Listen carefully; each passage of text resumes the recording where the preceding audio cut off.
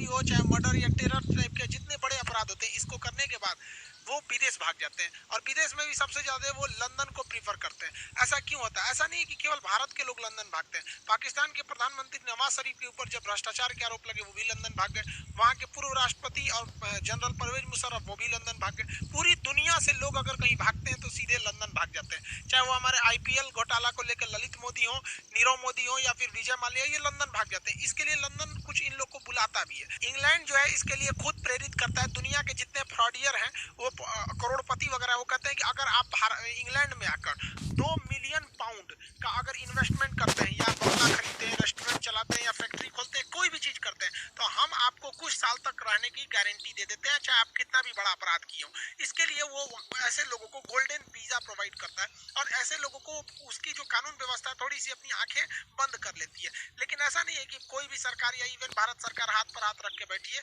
इसके लिए भारत सरकार ने भी इंग्लैंड से तथा अन्य देशों से भी प्रत्यार्पण संधि किया है, जिसके एक्स्ट्राडिशन ट्रीटी के नाम से जानते हैं।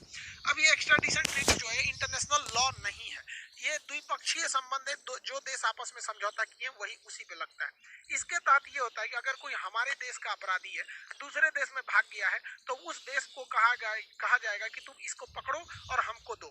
तो अगर देखिए, पकड़ने के लिए वो देश पकड़ेगा नहीं पकड़ेगा इसकी कोई गारंटी नहीं है। तो इसके लिए इंटरनेशनल पुलिस, शॉर्टकट में इंटरनेशनल को शॉर्टकट में इंटर, पुलिस को पोल, तो इंटरपोल के पास जाया जाता है। इंटरपोल एक नोटिस निकालती है जिसे कहते हैं रेड कॉर्नर नोटिस। अब वो रेड कॉर्नर नोटिस उस देश को दिया जाता है कि देखो तुम्हारे देश में ये अपराधी खुलेआम घूम रहा है, पकड़ के दे दो।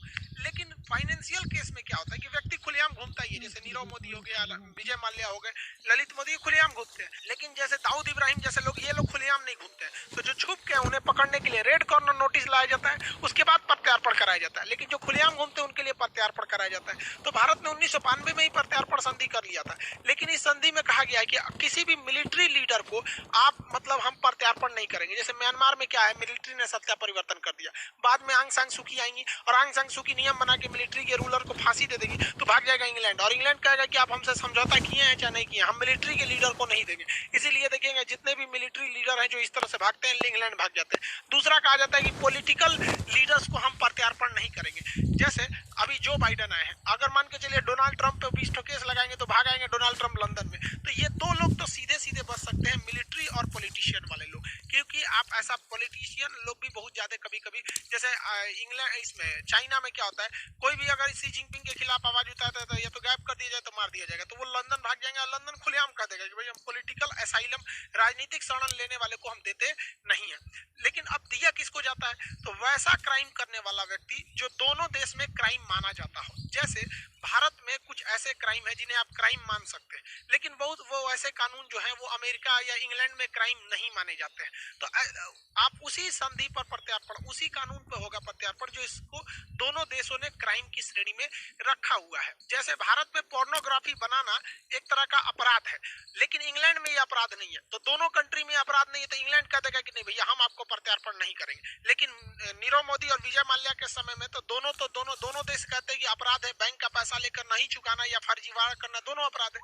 इसके अलावा कहा जाता है कि ऐसा नहीं है कि आप आइएगा कहिएगा कि फला आदमी आपके यहाँ देश में है, हमको दे दीजिए, हम इस पे मुकदमा चलाएंगे। आपको पहले उसका प्रॉपर एविडेंस, सबूत दिखाना पड़ेगा। सबूत दिखाने के बाद आपको इस बात की गारंटी देनी पड़ेगी कि जो सबूत दिखाए हैं, जिस मामले में केस चल रहा है, जिस मामले के लिए आप इससे प्रत्यार्पण ले जा रहे हैं, आप वही केस चलाइएगा अपने देश में। ऐसा नहीं है कि भारत इंग्लैंड से ले जाइएगा नीरव मोदी को बैंकिंग फ्रॉड के लिए कि पीएनबी घोटाला किया है और वहां ले जाके मर्डर केस चला दीजिएगा। ऐसे में आपको प्रत्यार्पण नहीं किया जा सकता है। तो भारत ने ये सारे एविडेंस दिए, उसके बाद भी मामला अटक जाता है कि मान के चलिए हमने सारा एविडेंस दे दिया, लेकिन उस देश के साथ हमारा प्रत्यार्पण संधि यानी एक्स्ट्राडिशन ट्रीटी नहीं हुआ है, तो वो देश देने से मना कर देगा, कहेगा हम इसको क्यों देंगे, इससे तो हमको फायदा हो रहा है, ये जिस होटल में रुका है उसको रोजगार मिल रहा है, डेली इधर उधर नाश्ता चाय पानी करबे करता है, हमको फ्री में मिल रहा है, विदेश वाला को कोई क्यों लौटाएगा। तो समझौता भी होना चाहिए। तो भारत हर एक चीज किया है, समझौता भी किया है, एविडेंस सब चीज बता रहा है। इसके बावजूद इंग्लैंड जो है, आप कुछ भी कर दीजिए, आपके केस को फंसा देता है, क्योंकि इंग्लैंड इतना जानबूझ के कहता है इंग्लैंड कि हमारा समझौता से बहस नहीं है, पहले ये कोर्ट डिसाइड करेगी कि हमें लौटाना है या नहीं, यानी जो जो चीजें जरूरी है ये कोर्ट में जाएगा। और ये शुरुआत करता है इंग्लैंड डिस्ट्रिक्ट कोर्ट से। अब आप बताइए भैया, डिस्ट्रिक्ट कोर्ट में 3 साल अटक जाएगा मामला। डिस्ट्रिक्ट कोर्ट अगर डिसाइड कर दिया कि नहीं भैया इनको कहाँ भेज दीजिए, भारत में भेज दीजिए, तो अब वो आदमी कहता है कि नहीं हमें भारत में भेज दिए, वो चला जाता है हाई कोर्ट में। अब हाई कोर्ट कहेगा कि नहीं नहीं आपको भारत भेजना पड़ेगा। जैसे नीरव मोदी के केस में हाई कोर्ट ने इंग्लैंड का कह दिया कि नहीं आप भारत जाएंगे, तो अब ये लोग कहाँ जाते हैं, सुप्रीम कोर्ट में। लेकिन सुप्रीम कोर्ट में जाने से पहले यहाँ इन्हें एक और मतलब परमिशन लेनी पड़ती है हाई कोर्ट से कि ये मामला सुप्रीम कोर्ट के लायक है कि नहीं। तो नीरव मोदी के केस में जज ने कह दिया हाई कोर्ट का कि नहीं आप भारत ही जाएंगे, आपको ये मामला इंग्लैंड जाने मतलब सुप्रीम कोर्ट जाने लायक नहीं है। लेकिन अगर सुप्रीम कोर्ट जाने लायक रहता तो 1-2 साल और फंस जाता, तो यहाँ तो खत्म हो गया। लेकिन सबसे ज्यादा अगर किसी को बचाता है तो इंग्लैंड का एक वो है European court of human right. Europe के देशों ने ह्यूमन राइट को बहुत ज्यादा वैल्यू देते हैं और ये कहते हैं कि भाई जब तक ये कोर्ट नहीं कहेगा कि आपको किया जाए प्रत्यार्पण तब तक नहीं करेंगे। अब ये लोग छोटे से छोटे चीज को ध्यान देते हैं कि आप इनको जब ले जाएंगे तो वो जेल कैसा है, उस जेल की हॉस्पिटल व्यवस्था कैसी है, बिल्डिंग कैसा है, मतलब कहीं ना कहीं से मामला फंसा के कह देते हैं कि नहीं वो जेल ठीक नहीं है, हम आपको जाने नहीं देंगे। अभी क्या है कि नीरव मोदी के साथ अभी भी ये मामला थोड़ा सा अटक सकता है, क्योंकि उनका कहना है कि भाई जो मुंबई का आर्थर रोड है उसकी व्यवस्था ठीक नहीं है। लेकिन इनका आना एकदम फिक्स हो गया है, क्योंकि आर्थर रोड जेल में कुछ कोरोना के मरीज भी मिले थे। हालांकि कोरोना के केस कंट्रोल में है और नीरव मोदी जब आएंगे तो उनको आर्थर रोड जेल के बैरक नंबर 12 में रखा जाएगा। वहां पर संजय दत्त को भी रखा जा चुका है, अजमल कसाब जैसे लोगों को भी वहां पर रखा जा चुका है। वो बहुत ही ज्यादा सेफ्टी वाला वो जेल है। अब इनका यहाँ पर आना फिक्स हो गया। लेकिन बात अटक जाती है कि कब तक हम लोग ऐसी लंबी प्रक्रिया को लेके चलेंगे। एक बार district court, high court, supreme court, फिर वहाँ के ह्यूमन राइट कोर्ट में जाएगा, फिर मामला अटक जाएगा। हम लोग 131 ऐसे भगोड़े लोग हैं जिन्हें हम लाना चाहते हैं, जिसमें अब तक केवल 2 ठो को लाने में कामयाबी मिली है। मतलब 1% से 2% लोग को ही हम लोग ले आ पाते हैं, बाकी को नहीं ला पाते। तो इसके लिए हमें एक लॉन्ग टाइम सोचना पड़ेगा। हमें एक स्पेशल जेल बनाना पड़ेगा जिसका नाम जेल ना लग के कोई और नाम रखा जाए। जैसे आगा खान पैलेस था भारत में, अंग्रेजों ने बनवाया था, उसी टाइप का कोई पैलेस वगैरह रखा जाए जिसमें खूब बढ़िया इंफ्रास्ट्रक्चर हो, उसका जो गेस्ट रूम की तरह उसका बेडरूम वगैरह हो, गार्डन वहाँ बहुत अच्छा हो, जिम वगैरह की भरपूर व्यवस्था दी जाए वहाँ पर, और एकदम बढ़िया योगा मेडिटेशन ग्राउंड हो अच्छे से टहलने वगैरह के लिए, हॉस्पिटल की व्यवस्था, ए ग्रेड स्विमिंग पूल से लेकर इंडोर का जितना गेम है ये सारी व्यवस्थाओं को वहाँ रख दिया जाए। बेहतरीन ढंग का वहाँ पे रेस्टोरेंट टाइप का अंदर बना दीजिए, किचन हो, वेल फर्निश बाथरूम वगैरह हर चीज बढ़िया हो, लाइब्रेरी हो, अपना सारा चीज हो, और उसको वेल एस्टेब्लिश करके इंग्लैंड का जो कोर्ट है उसको और जो वहाँ का ह्यूमन राइट कोर्ट है उसको एक बार निमंत्रण दिया जाए कि आप आइए हमारे यहाँ, हम खर्च देते हैं और जांच कीजिए कि हमने ये जो व्यवस्था दिया है इसमें कोई कमी तो नहीं है। और अगर वो कमी कहते हैं तो फिर उसको फिर से सुधार के उनसे एनओसी ले लिया जाए, नो ऑब्जेक्शन सर्टिफिकेट की, ये बहुत अच्छा पैलेस है। उनको बताना नहीं है कि जेल है, मैं तो सोच रहा फिर अटका देगा सब, पहले उनसे सर्टिफिकेट ले लेना है। और ये जितनी चीजों बनवाना है उसको कोशिश ये करना चाहिए भारत सरकार को कि उस कंपनी से दिया जाए जो इंग्लैंड की महारानी का महल बनाया है। हर चीज जो कंपनी का उनके यहाँ टॉयलेट बाथरूम है वही लगाओ, किचन जो वहां बना मतलब एकदम सेम, ताकि इंग्लैंड का कोई भी कोर्ट या फिर ह्यूमन राइट ये ना कह सके कि इस महल में, इस पैलेस में किसी चीज की कमी है। जब ये बन जाए ना तब भारत के लिए सही है। अब वहां पे प्रत्यार्पण किया जाएगा तो ये ह्यूमन राइट वाले कहेंगे कि जिस जेल में ले जा रहे हैं व्यवस्था नहीं है, तो कहा जाएगा देखिए 2 साल पहले आप ही लोग घूमने गए थे भारत में, कहते कि 1 नंबर व्यवस्था है, उसी पैलेस में ले जाएंगे, वो जेल नहीं है पैलेस है, वहीं ले जाएंगे। तो एक रास्ता ये बच सकता है हम लोग के लिए, ये काफी अच्छा है। क्योंकि वो लोग नॉर्मल जेल भारत का देखिएगा ना, तो हम ये नहीं करेंगे किसी को जेल में ले आके फैसिलिटीज दिया जाए। अरे कम से कम लाइएगा तो बढ़िया जगह रख के थूरेगा आदमी। कोई जरूरी है कि खराब जेल में थूरेगा? थूरने के लिए ऐसे ही बढ़िया जगह, बढ़िया कुर्सी पे बैठा के थूरेगा आदमी। ऐसा थोड़ी कर रहे हैं कि आप थूरिएगा नहीं, लेकिन लाइए, क्योंकि इससे क्या होता है, अटक जाता है, लोगों का मन बढ़ जाता है। ऐसा अंग्रेजों ने भी किया था। भारत छोड़ो आंदोलन बहुत ही विकराल रूप लेने जा रहा था 8 अगस्त 1942 को। ये वो समय था जब इंग्लैंड की कमर तोड़ दिया था जर्मनी ने द्वितीय विश्व युद्ध में। इसी बीच महात्मा गांधी ने देखा लोहा गर्म है, अभी प्रहार करना सही है, डू और डाई, करो या मरो का नारा दिया भारत छोड़ो आंदोलन में। अंग्रेज अंग्रेजों ने ऑपरेशन जीरो आवर करके एक आंदोलन चलाया, मतलब एक ऑपरेशन चलाया और रातों रात सारे नेताओं को गिरफ्तार कर लिया गया। इसी में महात्मा गांधी को गिरफ्तार करके आगा खान पैलेस में रखा था। जरा इतिहास से सीखिए, क्या भारत में जेल की कमी थी? लेकिन आगा खान पैलेस में रखा और लोगों के संभावना सिंपैथी जीता कि हम महात्मा गांधी को जेल में थोड़े रखें, पूना के आगा खान पैलेस में रखें। तो भारत सरकार को भी कहना चाहिए कि हम नीरव मोदी या विजय माल्या या जो भी भारत से गए हम उन्हें जेल में नहीं डालेंगे, हम भी उन्हें पैलेस में रखेंगे। आओ तो भैया यहाँ पर, ताकि कुछ मतलब वो लोग अड़ंगा ना लगा सके। कहा जाता है ना, इतिहास से हमने यही सीखा है कि इतिहास से हमने कुछ नहीं सीखा है। इतिहास से कुछ सीखना चाहिए कि आखिर अंग्रेज पागल थोड़ी थे कि जो गांधी जी को महल में रखेगा सब। नहीं तो इसको काउंटर करने के लिए भारत सरकार को भी नेशनल ह्यूमन राइट्स में ये कोई भी विदेशी, खास करके यूरोप का व्यक्ति या इंग्लैंड का व्यक्ति अगर वहां कोई फ्रॉड करता है तो भारत में आ सकता है, वो भी यहाँ पे 200-400 करोड़ का इन्वेस्टमेंट कर दे, कोई दिक्कत नहीं, हम भी उसे रहने देंगे। और अगर इंग्लैंड चाहता है कि उन्हें वापस इंग्लैंड में ले जाया जाए, कोई दिक्कत नहीं है, आप भारत में आइए, हम भी लौटा देंगे, लेकिन पहले डिस्ट्रिक्ट कोर्ट में मुकदमा लड़िए, डिस्ट्रिक्ट कोर्ट के बाद हाई कोर्ट जाइए, सुप्रीम कोर्ट जाइए। अरे भाई साहब, जिस दिन इंग्लैंड को ये झेलना पड़ेगा उसे समझ जाएगा कि भारत के में क्या व्यवस्था है। जो चीज कोर्ट कचहरी में गया अटका का अटका ही रह जाता है, चाहे वो एसएससी में गया या कोर्ट में गया, ये तो अटकाने में एकदम माहिर है सब।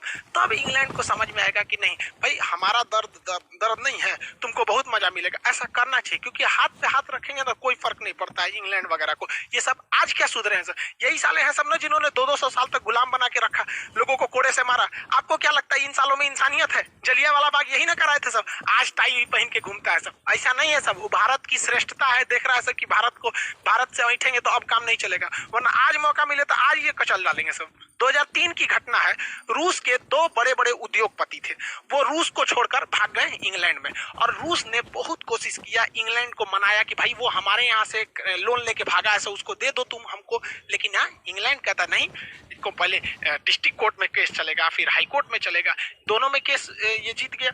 अब ह्यूमन राइट वाले कह सके आपके यहाँ जेल में व्यवस्था नहीं है। पुतिन ने कहा ठीक है कोई बात नहीं, मत दो, हमको चाहिए भी नहीं।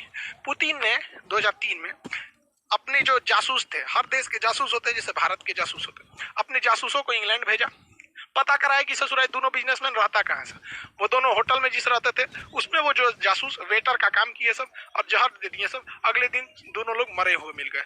जैसे ये घटना रूस में फैली, रूस का कोई भी आदमी अब पैसा लेके लंदन नहीं भागता है, तो भारत सरकार को भी ऐसा करना चाहिए। हम ये नहीं कह रहे हैं कि ऐसे बड़े बड़े उद्योगपति को जहर देके मार दीजिए, लेकिन बहुत से अपराधी भी हैं जो भारत से गए हैं, चाहे वो 1993 का बम धमाका हो, चाहे गुजरात कांड हो, चाहे वो बड़े बड़े मर्डरर हो, वो इंग्लैंड भागे हैं। तो कम से कम इन लोग के लिए प्रत्यार्पण संधि मत मंगाइए। हमारे जो रॉ के एजेंट हैं सब, या फिर आईबी के हैं, इनको भी कुछ मौका दीजिए। इनके हाथों में जंग लग रहा है, कितने साल हो गए कि ये लोग कोई अपना कारनामा नहीं दिखाए।